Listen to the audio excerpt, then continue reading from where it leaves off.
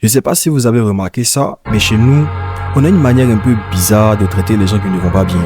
Genre, quand quelqu'un est malade physiquement, là, ça va, on comprend. Tu as le palu, tu as mal au ventre, tu es faible, bon. On te dit d'aller à l'hôpital, de te reposer, de prendre tes médicaments. Mais dès que c'est dans la tête, dès que c'est plus intérieur, là, tout devient compliqué. Là, les gens ne savent plus trop quoi faire. Donc, ils sortent les phrases qu'on connaît tous. Tu réfléchis trop, tu es trop sensible, faut être fort mon fils, faut prier seulement. Oh, nous tous on a un problème et parfois ils ne disent même pas ça méchamment. C'est ça qui est bizarre. Souvent ils pensent vraiment qu'ils sont en train de t'aider. Mais en vrai, parfois, en disant à quelqu'un d'être fort, tu lui apprends surtout à se taire. Et je pense que c'est un vrai problème en Afrique. Pas seulement le fait que les gens souffrent mentalement. Ça, malheureusement, c'est partout. Le vrai problème, c'est qu'ici, beaucoup de gens souffrent sans jamais avoir l'espace de le dire normalement. Comme si dire « je ne vais pas bien » était déjà un aveu de faiblesse. Alors on fait quoi? On se cache. On cache avec des souris, on cache avec l'humour, on cache avec le travail, on cache avec les ça va, ça va. Et parfois, on cache tellement bien que même les gens autour de nous ne voient rien. Et le pire, c'est que parfois, même toi-même, tu ne comprends pas que tu ne vas pas bien. Tu te dis juste « je suis fatigué ». Mais ce n'est peut-être juste pas de la fatigue. Peut-être que tu as porté trop de choses depuis trop longtemps. Peut-être que tu as accumulé des souffrances, des peurs, des blessures, des responsabilités. Mais quand personne ne t'a jamais appris à mettre des mots dessus, tu mets tout dans un seul mot, fatigue. Et je crois qu'il y a beaucoup de gens comme ça chez nous. Des gens qui ont l'air normaux, qui vont à l'école, qui vont au travail, qui rigolent avec leurs amis, qui répondent aux messages. Mais quand ils rentrent chez eux, quand tout devient calme, là, ils sentent qu'il y a quelque chose qui ne va pas.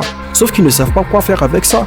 Parce qu'en Afrique, souvent, on ne t'apprend pas à parler de ce que tu ressens. On t'apprend à tenir. On t'apprend que la vie est dure, que les autres souffrent plus que toi. On t'apprend que tu dois respecter, réussir, aider la famille, ne pas faire honte, ne pas te plaindre.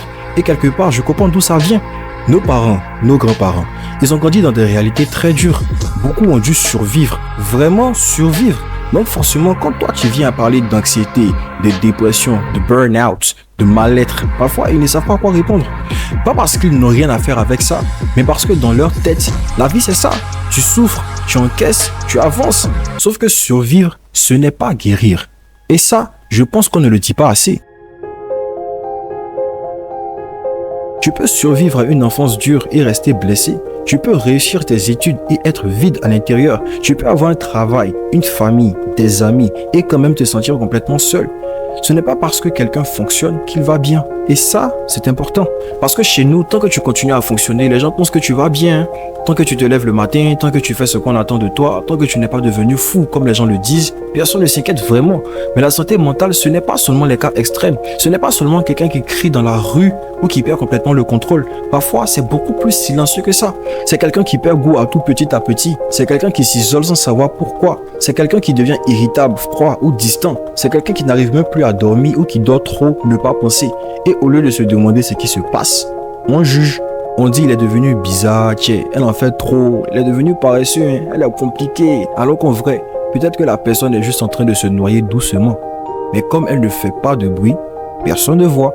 Et je pense que c'est ça qui rend le sujet grave, le silence. Parce que la souffrance mentale, quand elle n'a pas d'espace pour sortir, elle sort autrement. Chez certains, ça devient la colère. Chez d'autres, ça devient l'isolement. Chez d'autres, ça devient des addictions, des relations toxiques, des réactions disproportionnées.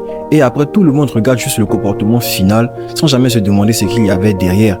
Je ne dis pas ça pour excuser tout le monde. Il y a des gens qui font du mal et ça reste grave. Mais si on cherche jamais à comprendre la racine, on va juste passer notre temps à punir les symptômes.